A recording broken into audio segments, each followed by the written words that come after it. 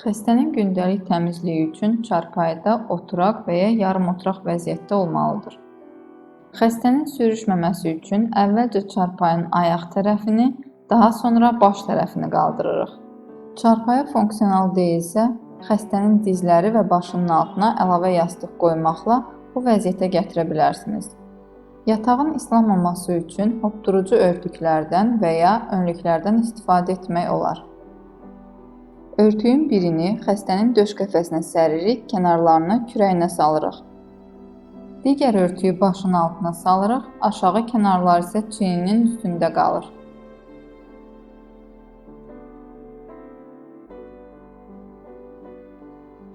İlk öncə gözlərin təmizliyindən başlayırıq. Pambıq diski ilıq suda isladıb yüngül sıxırıq. Gözü bayır küncdən içəri küncə doğru silirik. Yaxşı olar ki, tənzif dəsmal və ya pambıq disklərdən istifadə olunsun. Pambıqdan istifadə məsləhət görülmür. Hər göz üçün yeni disk istifadə olunmalıdır.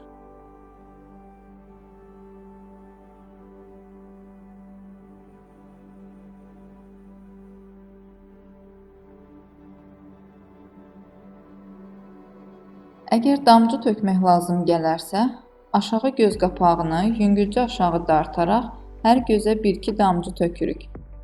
2 damcıdan çox tökmək olmaz, artıq olarsa kənarlardan axacaq. Daha sonra üzü təmizləyirik.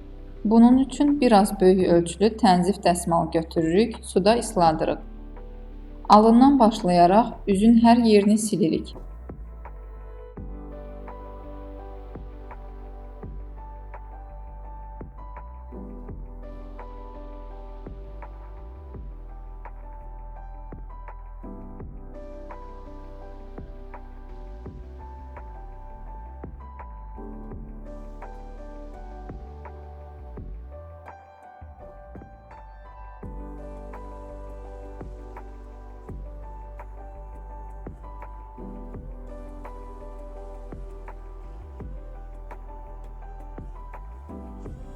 Əgər üzdə su qalarsa, quru dəsmalla qurulayırıq.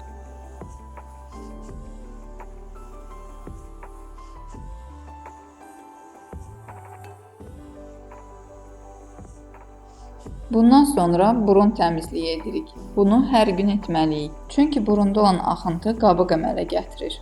Bu, narahatlıq yaradaraq burnun qaşınmasına, xəstənin asqırmağına səbəb olur. Ona görə də həmin qabıqlar təmizlənməlidir. Bunun üçün konus şəkilli pambıq tamponlar hazırlanır.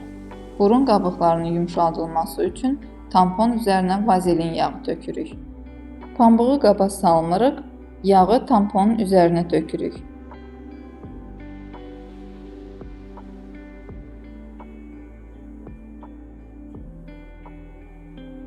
Tamponu buruna salmaq üçün xəstənin başını biraz özümüzə tərəf çeviririk və xəstəni xəbərdar edirik ki, hazır olsun. Burun ucunu yuxarı qaldırırıq. Pambıq tamponu fırladaraq burun dəliyinə salırıq. Bir neçə saniyə tamponu burunda saxlayırıq. Bu müddətdə qabıqlar yumşalır. Daha sonra tamponu ehtiyatla fırladaraq çıxardıb zibil qutusuna atırıq.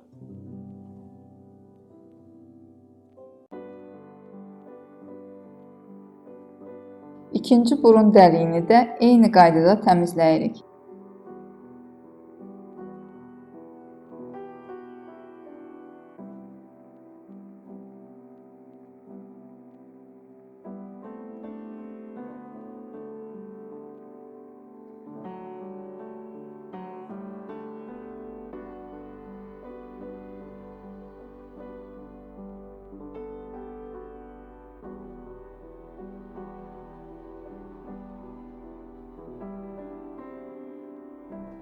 Sonra qulaqların təmizliyini edirik. Xəstənin başını təmizləyəcəyimiz qulağın əks tərəfinə çeviririk. Qulaq kanalını düzəltmək üçün qulaq seyvanını bir qədər yuxarı tərəfə dartırıq. Tamponu fırladaraq qulaq kanalını dərinə getmədən təmizləyirik. Əgər kanalda tıxac olarsa, bunu həkim təmizləməlidir. Nəm pambıq disk və ya tənzif dəsmalla xarici qulaq seyvanını təmizləyirik.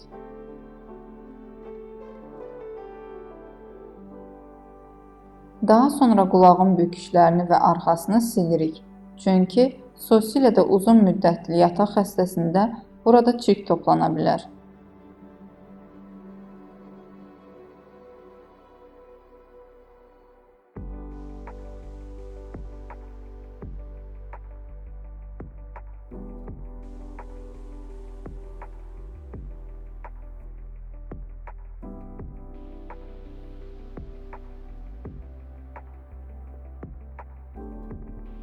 Başı çeviririk, eyni qaydada digər qulağı təmizləyirik.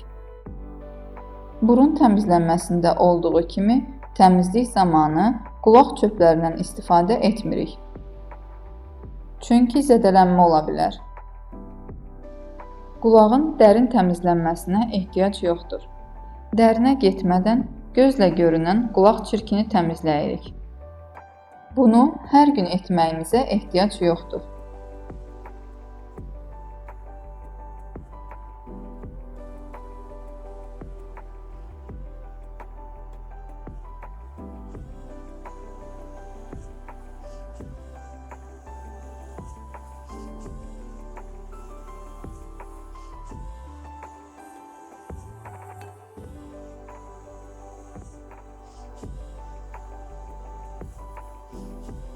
Başı əvvəlki vəziyyətə qaytarırıq.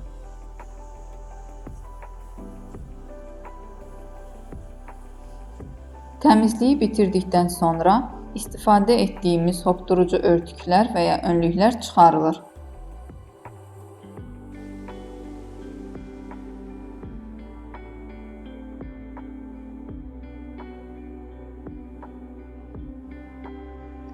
Artıq xəstəniz təmiz və rahatdır.